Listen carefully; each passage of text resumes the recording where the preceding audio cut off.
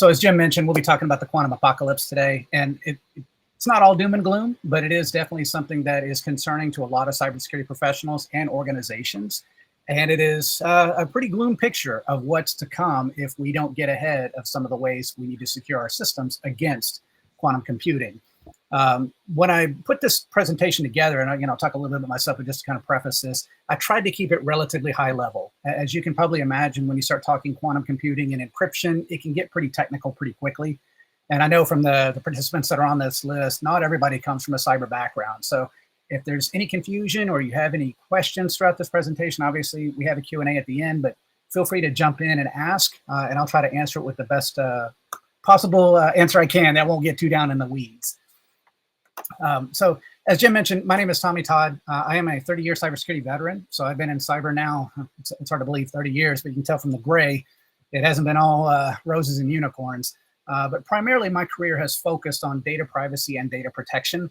Those are things that I'm extremely passionate about, both from an organizational perspective as well as a consumer, as an individual. So when I'm not speaking to technical professionals such as yourselves, I'm also out there advocating for privacy rights and working with different communities to help bring awareness to the encroaching technology advancements that are showing up in the home, and just to be aware of what you're welcoming in when it comes to smart devices, et cetera. So I do more than just this, but this is definitely a topic that's near and dear to my heart just due to my background. I did lead encryption initiatives at companies like PGP prior to the Symantec acquisition. Then I came into Symantec as well, representing that encryption space within their portfolio. And then after Symantec, I went to a company called Ionic Security, which was basically PGP 2.0. So for those of you who aren't familiar with PGP, they were considered the gold standard of encryption throughout the late 90s and early 2000s.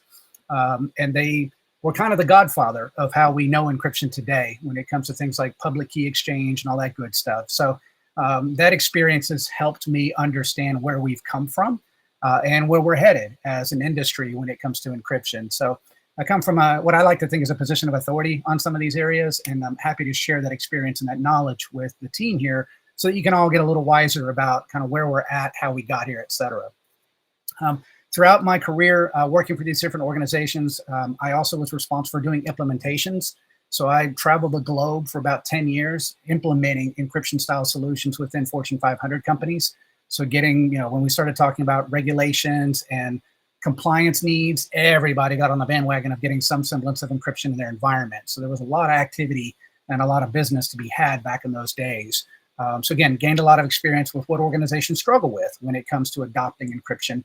And some of that will come through in the presentation later on. You'll start to see the challenges that a company has with trying to advance their encryption capabilities, because it's not an easy task. And unfortunately, there's not a lot of seasoned, experienced people out there that understand this well enough to know what to look for. As you can probably imagine with the battle scars, if you've been in this industry long enough, you probably have seen it all just like I have. So, helping organizations get secure and become more mature in their security. In my current role at Compass ITC, I do serve in a vCISO fashion. So I do serve as a CISO for multiple organizations, and they're all struggling with the same challenges. So it's a really good experience to bring to bear to this discussion today, and hopefully that'll come through. If you'd like to connect with me on LinkedIn, I have my LinkedIn profile link there. I'd be happy to stay connected and share some additional content and, follow each other, see how we progress.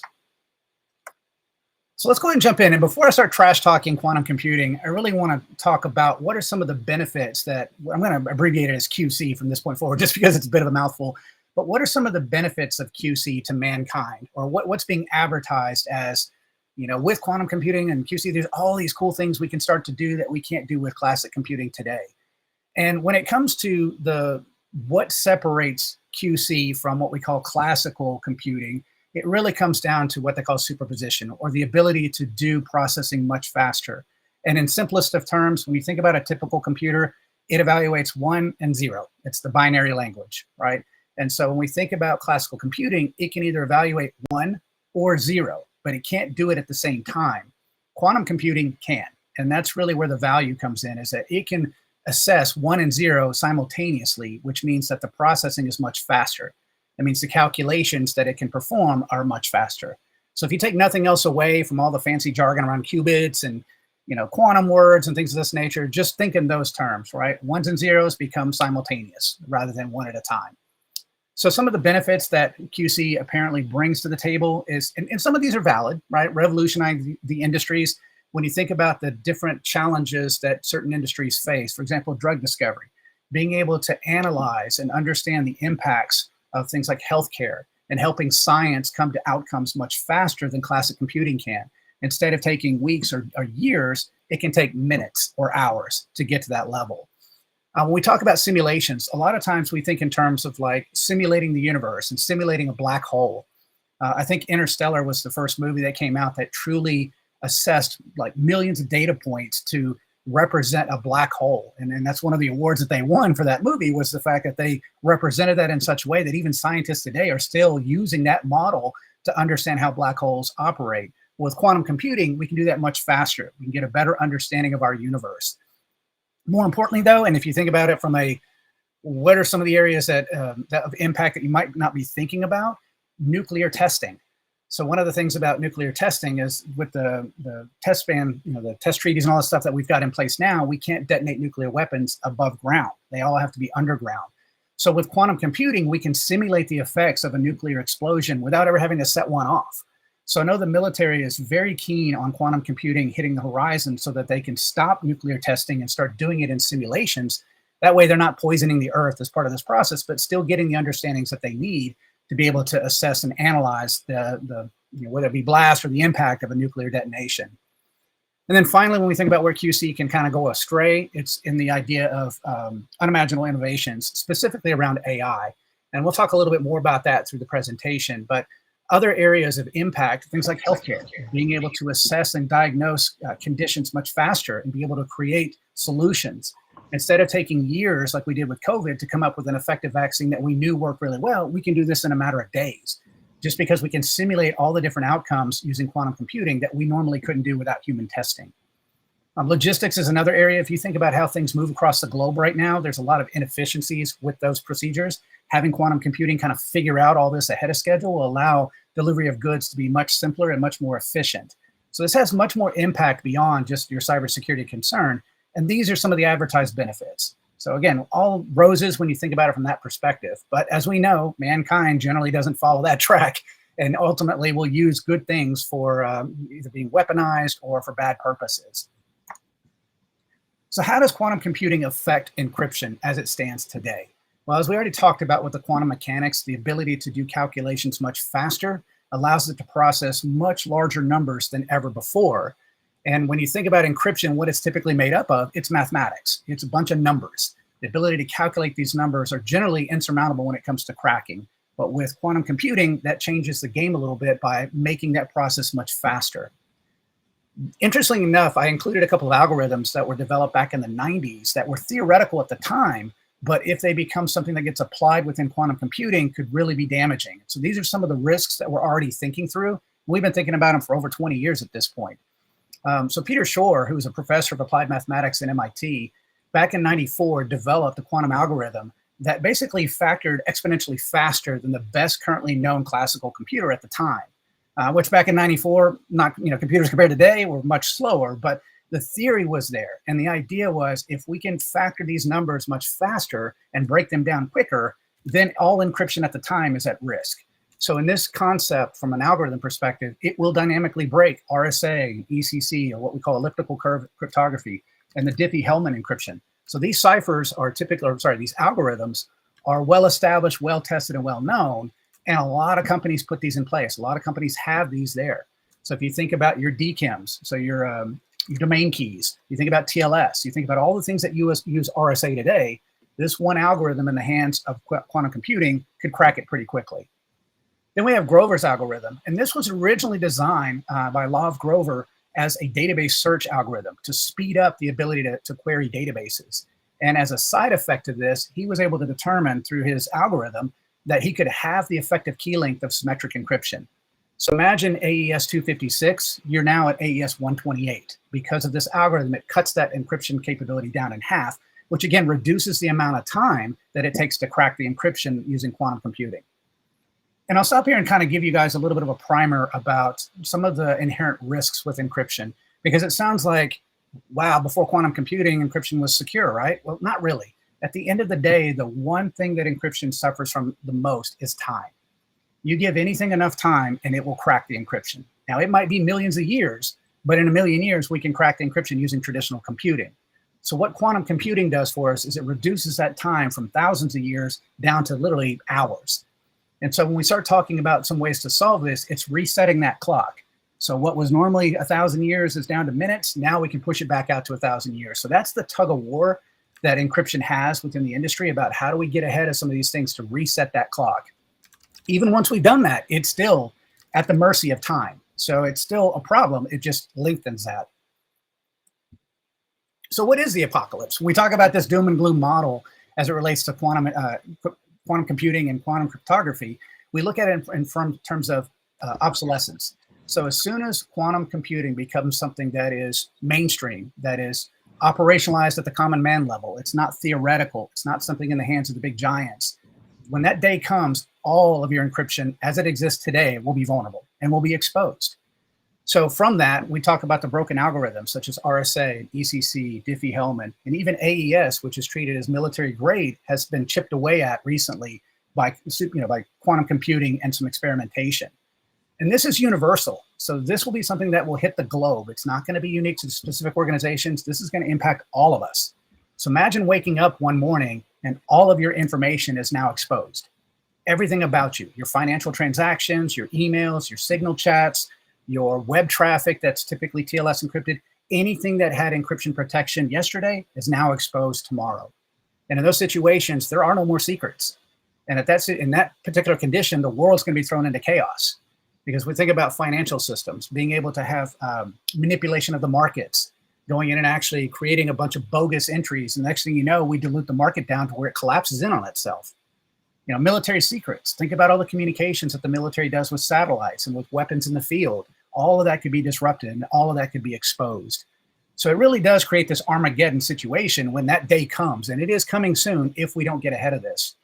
At a personal data level, we talk about this being a risk, but the reality is you've probably gotten to this complacent state where your data is already out there, right? It really doesn't have to be quantum encryption or quantum computing to break this stuff when your stuff gets leaked by an organization. When it comes down to things like things you know you've encrypted, the sensitive stuff that you know has been protected, all of that is now exposed. We won't really have a choice when that day comes. It's just going to be one of those things where the threat actor gets a hold of it, they'll know everything about everyone. To kind of take a little bit of a divergent, because I think it's important to understand that encryption's not the only thing at risk here when it comes to quantum computing or QC. If you combine QC with artificial intelligence, you've now kind of got this perfect storm of a situation where we're now really in trouble. So not only are our secrets going to be exposed, but also artificial intelligence can operate at speed to the point now where you can't tell the difference between what's real and what's not. Especially, we have this fear of artificial intelligence becoming self-aware, and once it learns to a certain point, it's going to be smarter than the rest of us. And more importantly, it's going to be less predictable. We're not going to know how it's making decisions. We're already at that stage now, but when you add quantum computing to the mix, now it gets even worse because it can think and process much faster than ever before. So it becomes a terrifying type of a scenario when we think about blending these two. And this is where we're headed as a society. So the reasons why your major manufacturers, and we'll talk about this a little bit later in the presentation, why they're putting so much onus on doing QC is so that they can benefit their AI engines and make them faster and process quicker with less resources. So this is, again, a pending state. This is something that unfortunately is going to be in the next 5 years, we're going to see this as a common occurrence. So when we think about what we're already seeing as it relates to AI and how quantum computing can actually be more problematic, we're already starting to see things like deepfakes. This has been a common thing for a while now, and with AI, it's making it even worse. I know Google just released their new AI video production where the videos look realistic. You have no idea that AI actually put these things together. So we're blurring the lines between what's real and what's been made up and faked. Now think of this in terms of a threat actor. We've already seen examples where using 10 minutes of a CISO's presentation that was posted on YouTube gives you enough information to be able to fake that person's voice well enough to socially engineer an organization. And we've seen this happen a couple of times. Now imagine having a limited YouTube video of somebody. Now I can take AI and replicate that person's image and its video and make it even look more realistic. So when we think about the threats to what we have going on, these are all things that we're currently seeing, and they're only going to get worse when QC gets online, because this stuff's going to be much faster. You're going to see more of it. And again, we're talking blurred lines between what's real and what's misinformation. The final point here, and this is something that scares me even more, when I mentioned earlier about my involvement in community awareness and helping people understand when you're inviting these technologies into your home, what are you actually giving up in relation to privacy? And mass surveillance has always been a concern of mine. As cameras become more prolific in the industry, you can't even walk down your street now in your own neighborhood without being picked up by several ring cams along the way. Traffic cameras, we're seeing a lot more facial recognition at things like sporting events and mass transit facilities. Taking advantage of quantum computing and AI will allow them to assess your profile and track you much more quickly. So it takes time today to build a profile of you as you move from one point to the other. There's all these different sources that have to be analyzed and correlated.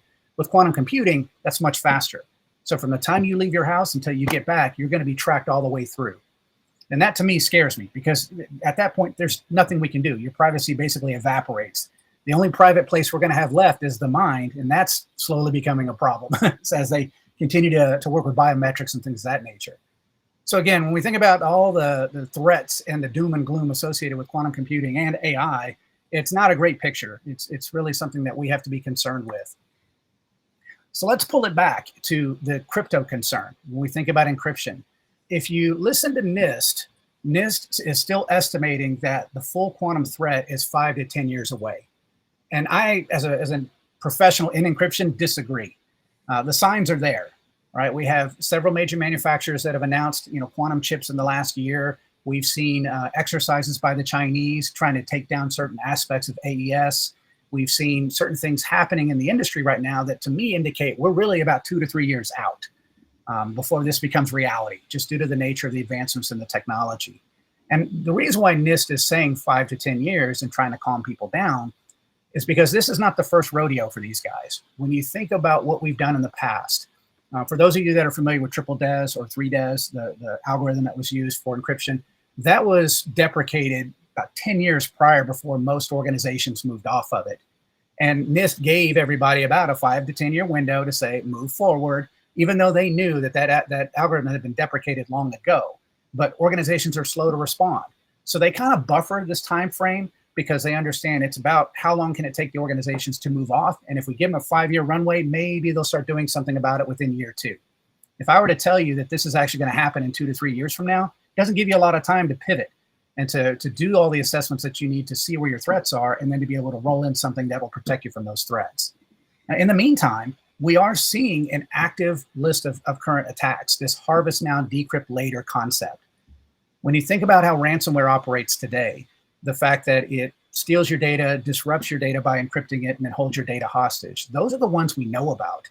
The true ransomware guys are the ones that are stealing all your data without you even knowing about it. Even your sensitive crown jewels that might have been protected using legacy encryption, because they know it's only a matter of time before they have the ability to decrypt that information.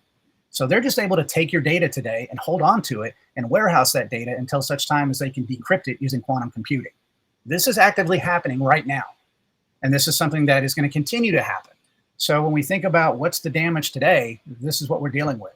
Not everything in an environment is encrypted. We all recognize that. Not everything needs to be encrypted. For those things that are, though, they become a focal point for these aggressors, because they realize if you're taking the time to encrypt it, it must be important enough for you to want to do that to it. So I'm going to take that and I'm going to try to decrypt that later to break it open and see what your secrets are.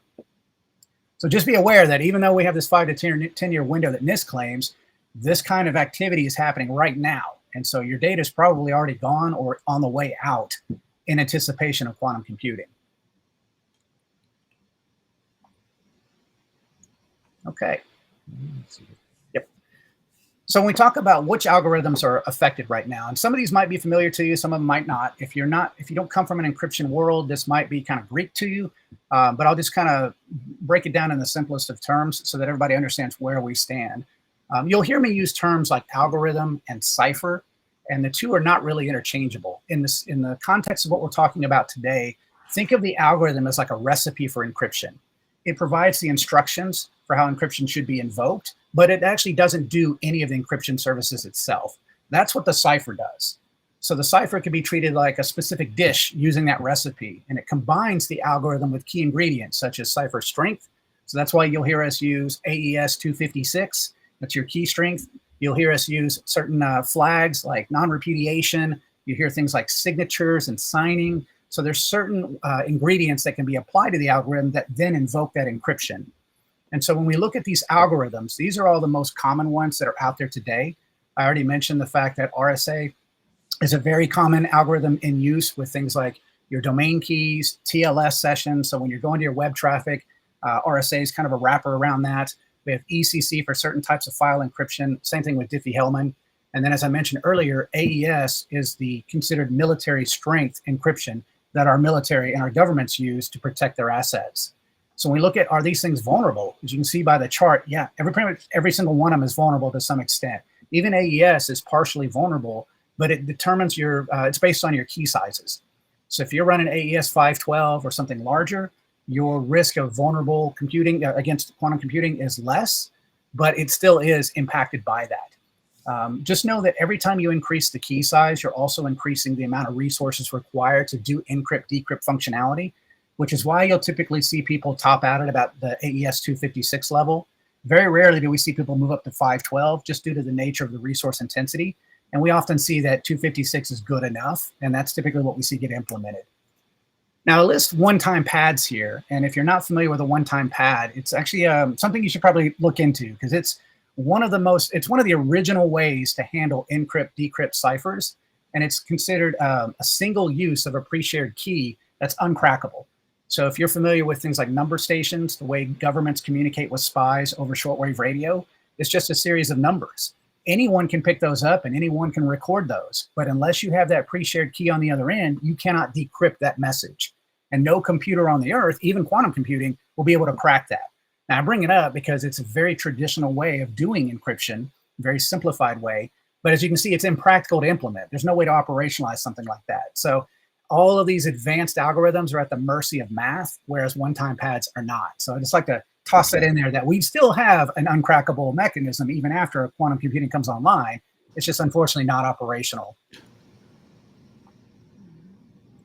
So let's talk about post-quantum cryptography, or PQC for short. You'll also hear this referred to as PQE, or post-quantum encryption, depending on who you talk to and what language they're using as far as seriously tech jargon or just somebody that understands encryption. And at the end, really what it is quantum-resistant math. As I mentioned before, encryption is all based on mathematics, the ability to factor prime numbers and calculate all these different factoring. So when we look at quantum-resistant math, it's based on a number of different things, the lattices that are used, the hashes, and other resistant structures. Now, the cool thing about PQC is that it does provide dual protection. So not only is it designed to protect you against post-quantum computing, but it also can protect your classical encryption against existing attacks. And when we talk about existing attacks, it's things like hash collisions, brute forcing, breaking down certain components of the cipher implementation. You might not be able to break the cipher itself, but you can break the way it's implemented if it's been implemented incorrectly. So being able to protect against today's threats as well as tomorrow's threats is the idea behind PQC. And NIST is charging away here, so they have standardized, and we'll talk a little bit about what they're doing as far as the way that they've invoked some of these PQC algorithms, what they are, and why they matter, and then kind of help you get a level set on what's available to you today and what's on the horizon. So let's talk a little bit about NIST. Yeah, somebody have a question? Sorry. Yeah, quick question on the algorithms. I know there's some quantum resistant algorithms. Any that you've seen that claim to be like this will be not just quantum resistant, but won't be defeated by a quantum computer? No, and I'll tell you why. It's in the same analogy as a bulletproof vest, right? A bulletproof vest is not bulletproof; it's bullet resistant, meaning that if you shoot it enough, the bullets will get through. And that's why encryption is very time-based. So we say resistant because it will resist quantum attacks, but ultimately all encryption can be cracked. It's just a matter of time. So you'll never hear them say quantum proof. It'll only be resistant to that. Gotcha. And that's why we use those phrases. That's a good question. That's a good distinction. All right. Thanks, Tommy. Sure. Yeah, before I jump into to go any further into PQC, maybe it helps to understand how we got here as far as the evolution of encryption as we know it today. And it comes down to a few simplistic terms. In the old days, for those of you that are familiar with the PGP way of doing things, it was what we call public key infrastructure or public key exchange. That means if Jim and I wanted to send each other encrypted emails, I would send him a copy of my public key. He would send me a copy of his public key. We would encrypt to those keys, and then he would use his private key to decrypt, and I would do the same on my end. So in a nutshell, that was what we call that public key exchange, right? Being able to share those keys back and forth. The challenge with that model is it's not very scalable. So if you're rolling out this public key capability to an organization, that means everyone in your company has to have a public key and a private key that they need to manage. So they have to set the password, they have to rotate it, they have to do all this administrative overhead just to have keys available in the event somebody wants to send them something encrypted. So there was a quick evolution away from that public key exchange to what we consider as symmetric key implementation. So imagine, if you will, you've got a whole bunch of keys that get created in your environment, but that are not managed by an individual. And the way that these would typically be applied in an organization is every piece of data that gets created in your environment has a very unique key created to encrypt that data. And it's a one-time use key. So for this piece of data, I have this key that was created, it encrypts it, and it moves on. That means as an attacker, if I want to crack that file, I only crack that particular key. I'm not cracking all of the keys in the environment. So it gives you a little bit more resilience in the way your encryption's been rolled out by having a one-for-one relationship. In both the situation with the legacy public key exchange and the symmetric key environment, you still have the problem of the single algorithm being used. So generally speaking, when you build a public and private key pair, you choose an algorithm and a cipher that you want to use. And then anything encrypted to your key uses that cipher or that algorithm. So that means if I bust the algorithm, I bust everything you've ever done with that particular key. Same thing with symmetric. Even though you have this symmetric key, unless you're rotating through ciphers, you end up with the same algorithm being applied to every single one of the keys that are being used. And therefore, I bust the algorithm, I bust all your files. So in the last 20 years, we've gone from public key exchange to symmetric key involvement. And now we're starting to see more of a rotational model that applies to post-quantum cryptography. And I'll talk a little bit about that here in a minute, but you'll see that there's been a kind of a leap forward in how we think about encryption to move forward and use and take advantage of PQC as part of this process.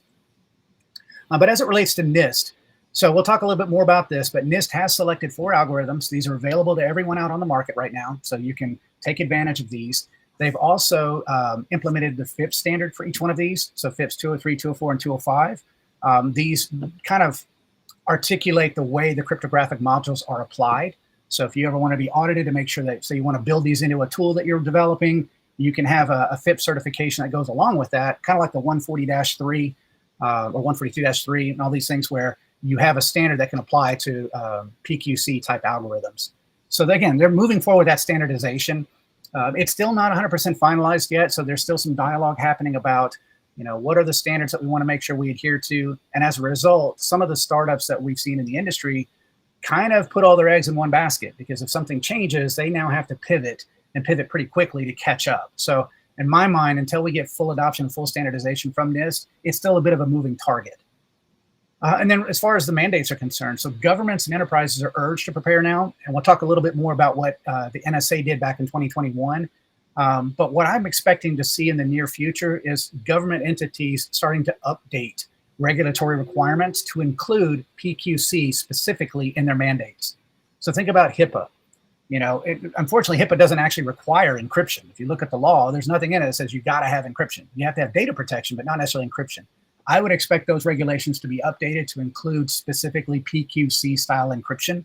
Same thing with you know, GLBA and any of these standards, even PCI, invoking PQC as part of that process so that you're using the best standards moving forward and not just using whatever encryption you choose to use, knowing that it's currently at risk of being busted by quantum computing. So let's dive into some of these algorithms. You might be answering this coming up, but Mike and Rajita had a couple, two questions, but along the same vein. Mm-hmm. Like, what should we do to prepare, you know, for the loss of an encryption? What can we do to safeguard? We have traditional encryption now. It sounds like it's grab one of these algorithms out of the approved list and start encrypting with that now. So I do talk about that. We'll talk about that here in a couple of slides, what you can do to be prepared for this. Okay, cool. Because Nice. in my mind, it's not enough just to tell you have a problem. I want to make sure I'm helping you solve this problem, right? And giving you some ideas and suggestions to think about to get ahead of this curve. So yeah, I'll cover that here in just a couple minutes, and hopefully that'll answer those questions. Awesome. Yeah, so let's dive into a little bit on the what NIST has approved from an algorithm perspective, because it's interesting to see their approach. And you know, I'm used to having algorithms tied back to ciphers, and I can pick and choose which cipher I want to use to encrypt data. That's not what NIST did in this particular situation, and they did it for a very specific reason, which we'll talk about in a minute. But just to know, there are 4 different algorithms available to you. Kyber, which has now been renamed to MLKEM, and for a very good reason. It's module lattice-based key encapsulation, which is a mouthful. So I still call it Kyber, even though it's been renamed to MLKEM. But this is basically the key encapsulation mechanism. So this is imagine wrapping your existing keys using Kyber. So you're still using AES 256, you're just wrapping it with Kyber to give you that post-quantum capability. We typically see this being invoked in communication. So like TLS, HTTPS, we see it through SSH. Anywhere where you have a network tunnel that is already tunneled and encrypted, we can then wrap around that key that was used with Kyber to give you that post-quantum capability. The other 3 that we have here, Dilithium, Falcon, and Sphinx, these are signature algorithms, and these all have their place as well. So when we think about why would we want to have advancements or so many signature-based algorithms when we only have one key encapsulation method, it's because of the secure digital transactions. So when we think about all the ways encryption works today, it's not just about encrypting your files and encrypting your tunnels. A lot of this is used in the banking world to verify identities and to do other digital interactions. We also use these signatures for document signing. Think about all the legal documents that you might process, your NDAs, your agreements, your wills, your trusts. Everything that has a legal basis has to be signed. And that signature that applies to with these, like the Lithium, Falcon, and Sphinx, allows you to make sure that that document has not been tampered with, and you also get the benefit of what we call non-repudiation, which in essence, non-repudiation is the inability for me to refute that I did something. So for example, if I sent Jim an email and I signed it using one of these signatory algorithms, I can't say, I didn't send that email to you, Jim. That wasn't me, that was some other actor, because I have signed it and it's my stamp saying this is me. This legitimizes what I'm sending to you. And although these 3 don't necessarily encrypt data directly, they do play a crucial role in securing communications and software updates, as well as sensitive transactions. So think about Microsoft. When they push out updates to the world, there's a key that they use to sign all of their updates so that your endpoint knows this is coming from Microsoft and it hasn't been tampered with. Because they don't use quantum resistant keys for that mechanism, imagine when quantum computing comes online and we're able to bust that key. Now you have no idea should you trust Microsoft, because it could be a man in the middle using the same key and hijacking that session and kind of invalidating the integrity of that update package. So this is why it's important we have these signing algorithms. And they each do a couple of little things, right? The Lithium is a standard signer. The Falcon is a bit of a short string signer for optimized systems. So if you need signing at speed. And then Sphinx, if you want to have a takeaway from that, is more about long-term signatures. So imagine signing a document that needs to stick around for 50 years. You want to make sure that that signature stays intact and doesn't degrade over that 50-year cycle. So there's a reason why they did these first 3, which is kind of interesting when you think about it. Now, the other thing about Kyber, and when I started to investigate this on my own, and I was thinking, okay, I'm used to the file-based encryption. Why did NIST approve a non-file encryption-based algorithm? Why did they do that? Yeah, right. Why do we have the situation where I can't use Kyber to encrypt data? That's just not how it works. Well, the reason they did it is because they understood organizations are going to be slow to adopt any new system.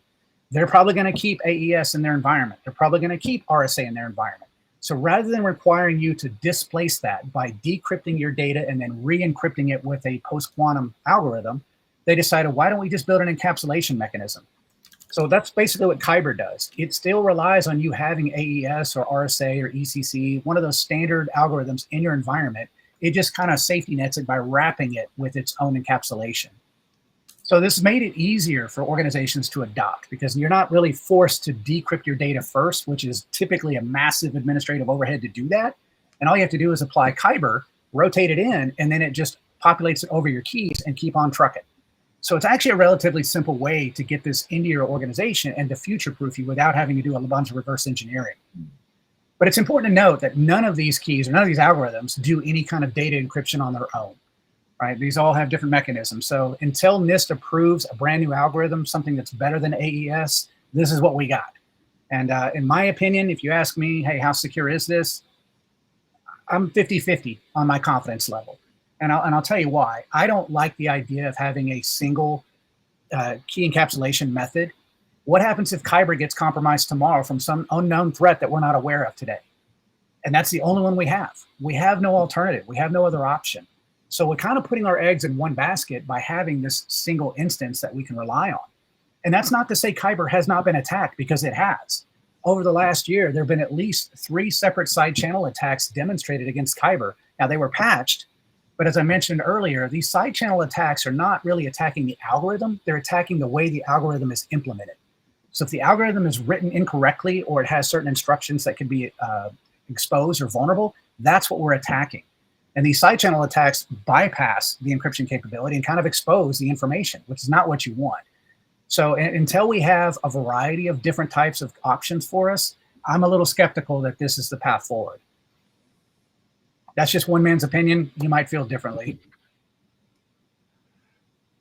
So what's the world doing? What, now we know government action, right? We talk a little bit about some of the mandates. Well, interestingly enough, the NSA in an interoffice memo mandated quantum resistant algorithms for top secret systems back in 2021. So 4 years ago, they knew this was an impending threat, and they mandated that all NSA top secret systems had to have some mechanism for post-quantum resistance. In other words, they had to find a solution, and some of it might have been homegrown and stuff you and I will never know about, but they kind of set the tone for where the rest of the world needed to be. And this is really what kicked NIST in the pants to build something that the world could take advantage of. Because if the NSA finds it that important, that means everyone else really should as well, just to be able to protect their secrets and all that good stuff.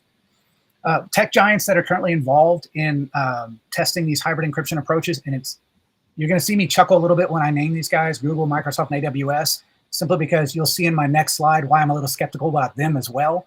But we'll save that for the next slide. And then market response. So we do have startup vendors that are building PQE environments today. So like Qubit Security and QSecure, these are 2 organizations that have already built in PQE capable solutions that have been pretty mature. They've been around for a couple of years now. So there are solutions out there if you're interested in evaluating different opportunities that might help you in your organization get ahead of this post-quantum world. So when I talked about those 3 big guys, it's kind of interesting that here they are building hybrid encryption solutions to protect against quantum computing, and yet they are the leaders in quantum computing. In the last year, Microsoft, Google, and Amazon have all announced their own version of a quantum processor. So it's a conflict of interest in my opinion. It's like, oh yeah, we're going to lead the way in quantum computing. Oh, and by the way, we're going to try to protect you against quantum computing by helping you build encryption that'll do this. I'm one of those guys that I'm skeptical about any industry that is not security first. Microsoft is an operating system company that thinks that they know security. Google is a platform company that thinks they understand security. That's not their bread and butter. Amazon, another great example. I'm not trying to badmouth or poo-poo any of these guys, but security is not their first and foremost business model, right? That's an afterthought for them. So any organization that looks at security second to their business model is not somebody that I really trust, at least not implicitly. Right, and the fact that these guys are kind of playing both sides of the fence has me a little skeptical about the whole thing. And finally, we think about, again, just as a kind of a wrap on where we're at. I do believe time is running out. I've been one of these guys shouting it from the mountaintop for over a year now. This is coming. It is not something that is going to be postponed. It's not going away. It will be in your face sooner than you realize. And don't believe NIST that they say it's still a 5 to 10 year problem. It is not. It is a 2 to 3 year problem. And I'll be surprised if in 2 years, we don't already have quantum chips that are marketable, right? That are out there on the market that any one of us can acquire with enough money to operate our own quantum computing environment. When that day comes, we are all vulnerable, 100%. Everything you know today from an encryption perspective goes out the window. It's gone. Might as well forget about it. That's how bad this is. It's not 90%, it's not 80%, it is all of it. And with NIST 4 algorithms, that's all we've got. And until they approve additional ones to help bolster that portfolio of algorithms that you and I can choose from, this is what we're dealt with. So, tread cautiously as far as I'm concerned. And finally, what should you do today? So this hopefully answers the question that you had earlier about what can I do? Now I know there's a problem. I know this isn't going away. I know it's coming up soon. What can I do to help my organization? Well, it starts with understanding where do you have your assets? Just like everything else, go out and inventory your cryptographic assets. Know what systems are using encryption. Know how you're using encryption. Are you using legacy encryption solutions, which for most part you probably will be. I work with companies all the time that are still using TLS 1.1. And it boggles the mind. I'm like, how are you still allowed to do that? It's like you needed to have upgraded a long time ago and you're still behind the curve. So understanding your assets is the first step. And there are plenty of tools out there that can help you. AgileSec is a good one. Asara is another one. These will inventory your environment, not only tell you where your encryption's at, but also give you your vulnerabilities. So it can tell you, hey, you're running TLS 1.1. You really need to fix that and move to 1.3. It's probably going to break stuff, but that's the better way to go than to have this vulnerable cipher out there. Take a look at products that can give you the crypto agility. And this is something that I kind of alluded to early in the conversation, where when you look at solutions that can apply post-quantum cryptography, make sure it's doing it in such a way that it is future-proofing you. In other words, think about it this way. We talked a little bit about the one-for-one relationship between an encryption key and your data. Imagine if you had a solution that not only did one-for-one in that respect, but every piece of data had a brand new cipher pulled out of a list. So you're randomly selecting not only the cipher you want to use, but as the final stage, you're also wrapping it with Kyber. That means as an attacker, I'm not only slowing you down because you're post-quantum resistant, but I'm also changing up the algorithm and the cipher so many times that you're having to reset your attack structure every single time. It's not a one and done. I'm constantly put on my heels as a result of that. And if you know how threat actors work, they're generally pretty lazy. Yeah, if they want your system, they're going to find a way to get it. But if they feel it's too hard, they just move on to the next guy. They go after low-hanging fruit. They're not going to go after the ones that are securely, that are mature and have a proper program in place. Now, as always, I don't say just blindly deploy this stuff. Make sure you're testing these algorithms in your environment. Find out what they break, what value they bring to you. Maybe focus on specific areas of your business that have the most need up front, so that you're sure that this isn't going to disrupt business operations. Because this is a relatively new space, there's still maybe some bugs, some gotchas, some things that we don't know about yet, because these things have only been out a year. So they haven't been fully baked yet with all the beat ups that we've seen with some of the legacy algorithms. So these are 3 areas of focus that you can put on things today to start thinking through the problem and being able to kind of build a strategy around, okay, how are we going to address these things? Can we retire some of it? Do we need to upgrade some of it to PQC? If so, what is that going to look like? Do we start with our network first? Do we start with our data sets first? Do we start with our data lakes? Think of it in those terms. What's the highest priority for your organization, and put some focus on that. And then again, as you mentioned earlier, you can use any of those 4 that come out. Again, Kyber's a little different because it's going to protect your existing key infrastructure. But if you need a new signatory, if you need something that allows you to have that resilience when it comes to integrity and reliability and that non-repudiation capability, you need to move away from something like Diffie-Hellman, which used to be a great signatory, or SHA, right? SHA-2256. You can move into using something like Dilithium or Falcon to get you that post-quantum resistant signatory capability. All right, that is it. I'm open to questions. Thank you, everybody, for taking time out of your day, and good luck. I know this is a pretty scary thing to be dealing with. We'll all get this together, and this won't be the end of the discussion, I'm sure. So if you have anything outside of this webinar that you want to talk about, again, feel free to connect with me on LinkedIn. Happy to share more details about what we've been investigating, some of the things that I'm involved in that'll help with this problem, and some of the big brains that are being put on this problem. No, that was great, Tommy. I'm scared and less scared at the same time. I don't know how you made that possible.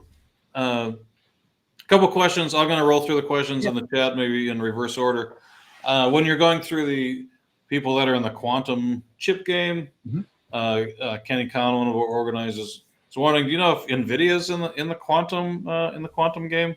If they are, they haven't made any significant announcements that I've seen. I think they're more focused on the GPU space for AI at the moment. So as far as I'm aware, they have not made any big reveal that they've got some sort of QC chip that's out there. Okay, cool. I'm going to roll back up through here. We went through the preparation areas. One moves out of quantum security and back to when you're talking about quantum and AI kind of merging together. Rashida asks, as AR and VR become more immersive, you have any opinion? Where should we draw the ethical line between enhanced reality and manipulated reality? Because I could have like some VR goggles on and walking in reality. I mean, Yeah. any Yeah, the augmented reality scene is pretty spooky. I know Microsoft had a big one. The Google Glass stuff was a big one for a while. I'm not sure exactly what happened with both of those activities, but that could be the near future. You know, we see stuff in Blade Runner where they see things all the time, advertisements and different replicas. QC can help render a lot of that activity. So I think that we will probably see augmented reality pick back up because of the processing power. I don't know if VR will ever outpace augmented, in my opinion. We still want semblance of reality when we're walking around.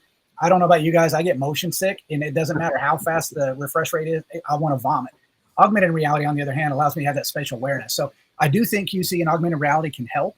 I think if we look at it from a point of how can it benefit mankind, medical procedures. Imagine augmented reality being involved with medical procedures and having the ability to compute things a lot faster than what we see today. There's all kinds of benefits to mankind. There's also a lot of negatives. So it depends on how you look at the approach. But I do see eventually that marrying of QC and augmented, probably more so than VR, to make that a more immersive experience. All right. A question from Rashida. It was back when you were talking about drug discovery. You may have answered it already, but combining quantum with AI, definitely accelerating things. Do you see it accelerating, like discovering drugs, figuring out molecules, those type of things? Is it just over the tip of the horizon? I think if we see benefits, I think that's a huge area. Healthcare is going to be massive because it'll expedite and accelerate the ability to treat and to create cures. So quantum computing can do simulations way faster than classical computing. Right, so think about all the different ways I can simulate attacking the AIDS virus or COVID. You know, and I guess, as I mentioned, instead of taking years to develop any kind of a cure, we can do it literally in days because it can think through all the different outcomes and come to some sort of a conclusion on what is the best approach moving forward. Classical computers take too much time to do that. And to crunch all those data points and to be able to correlate all that information and then do simulations to see how this plays out if we treat it in a certain way is something that quantum computing can bring to the table. I think what you'll start to see is it'll offset the need to do human trials or animal trials with a lot of these things because I can build it in a simulated environment with so much realism. I don't need to plug a human to see how it's going to react. I'll have all that information already defined, and now it's just a matter of simulating it as we go through it. So the simulations are where I see a big win for quantum computing because of the way it can calculate all that. Hopefully that answered your question. I think so. And there's a story recently, not about quantum computing, but on creating custom medications for there's a baby who has some kind of double mutation. They created a gene editor specifically for that person after a bunch of not long trials, but lab experiments. Appears that it works. Maybe there's custom medicine. Well, on the positive shiny side, there's potentially custom medicine for everybody. Why even have medicine? Just plug in the genome, right? Plug in your DNA. Now that we can do DNA, we've got DNA sequenced, plug that in, and then we can actually say, all right, here's what your children are going to look like if you were to have a baby with this person. And here's all the deficiencies and things that we can attack well before inception. So I look at it like, yes, it has massive benefits, but so did dynamite. And unfortunately, it turned into a weapon, right? And so everything has a black and white approach. We like to think it's only going to be used for good, but unfortunately, it'll be weaponized far before it becomes beneficial to mankind. And that's the cynic in me saying that this is kind of what we should expect. And that's kind of how we're looking at it. Yep. All right, rolling back up to a couple questions from Tui. She had to drop off for a team meeting, but she'll catch these on the recording. So do you see quantum? I'm going to just read these out. You can take them in any order. Do you think quantum computing will affect unemployment? We're hearing scares about AI taking jobs. I guess you did answer some questions what encryptions could resist those, so she'll see those later in the video. Do you see quantum affecting blockchain tech as well? Does it have the same problem as it could? Blockchain is all about calculations, and compiling and things of that nature. And so when you think about how quantum computing can accelerate that process, it can it can basically process that ledger much faster than classical computing, which on the good side means less data centers, right? We don't need to have data harvesting farms that are out there just doing nothing but crunching blockchains all day long to try to mine Bitcoin. Quantum computing will change the game. And honestly, the reason why Bitcoin can be so expensive is because of the amount of time it took to process it. This is why it's out of our hands. I'm not going to run something like that on my Mac. But give me a quantum chip and I can do the same thing as a massive data center, and I'll see the value of Bitcoin drop because it's not that hard to mine anymore. So I think it's going to benefit that in a sense if you believe in Bitcoin, which those of you who know me know I'm very skeptical about Bitcoin. I'd love to come back and do a talk on that and really strap it down for you. So, but no, I do see it having an impact directly on that, just due to the calculations that are required. Yeah, we haven't had any crypto or Bitcoin presentations. That's a good idea. Maybe we'll put it down in the black book of ideas. Yep. And you did give some examples on algorithms to look at. She asks, Tui asks, what skills, training knowledge do we need to prepare ourselves to get ready for these new threats? I know there's the NIST documentation. Anything else that you found worthwhile to build up from beginner to being able to protect our systems? Yeah, I mean, fortunately, a lot of the startups that are in the industry are trying to make it easy for this to be consumed and operationalized. So you don't have to have a lot of skills to understand how it's going to impact your environment. If you want to understand the mathematics, like I'm a guy that operationalized encryption, but if you ask me the underlying math behind these algorithms, I don't know that stuff. And those are for mathematicians. So I would say maybe be aware of the progress with NIST. When these algorithms get announced and they have a discussion built around them, be involved in that. A lot of people didn't know that there were 4 that were released last year, right? On top of Kyber, we had the other 3. Most people don't know that they've built the FIPS standard, right? So understand where the progress is. And that's why I was saying it's not fully operationalized yet, according to NIST. It's close, but it's not fully baked like we see with RSA and Diffie-Hellman and ECC, those standards that have long since been evaluated and beaten up on. So keep ahead of that by keeping, an understanding of where their progress is. But under the hood stuff, no, I wouldn't expect anybody to need to know that. If you're familiar with your common encryption mechanisms such as TLS, HTTPS, SSH, anything that uses encryption as far as the way it works in your environment today, that's what you need to be aware of. And then applying Kyber to that, how that gets applied to your existing key infrastructure. Okay, so unless I want to become a cryptographer, I don't need a PhD in math. I just understand the tools, where they apply, and recommendations. Yeah. Okay, I don't think I could get a PhD in math, to be honest. Yeah, I don't think I'd want to. Every time I start looking at algorithms, this one, but yeah. Yeah. All right. Yeah, Kenny says some reason he can't hear me. I don't know. May just be on your end, Kenny. But I do have one question. It's non-technical. I ask it to everybody. It's a career question. Sometimes we get some college-age kids or just out of college people that join us. And it's kind of career advice. Any tips to, I don't know, to make a career smoother or more successful, or anything that you learned along the way or observed along the way that that you wish that you knew when you were younger? It's a great question, and it can go in a number of different ways. To me, what I typically tell people is find something that you're passionate about in this industry and stick with that.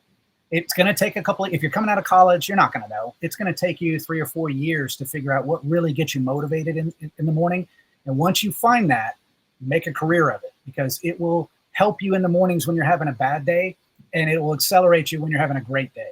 This is why data protection and data privacy hits so close to home for me, because I'm extremely passionate about it. Mostly because it impacts all of us. When I'm not at work, I still have to worry about data privacy. I still have to worry about data protection. I got to worry about all the same crap at home as an individual as my company does with protecting organizations. So find something that's near and dear to your heart that you can really gravitate towards. And if it makes you passionate, make a career out of that. And then you'll love your job every day. You won't hate it. Because we all know in cyber, eventually you get this cynicism and the fatigue and the battle scars, and you're just like, you become a curmudgeon about the whole thing. And it's probably pretty rare to find somebody as hyped as I am about this kind of stuff, but it's because I love what I do.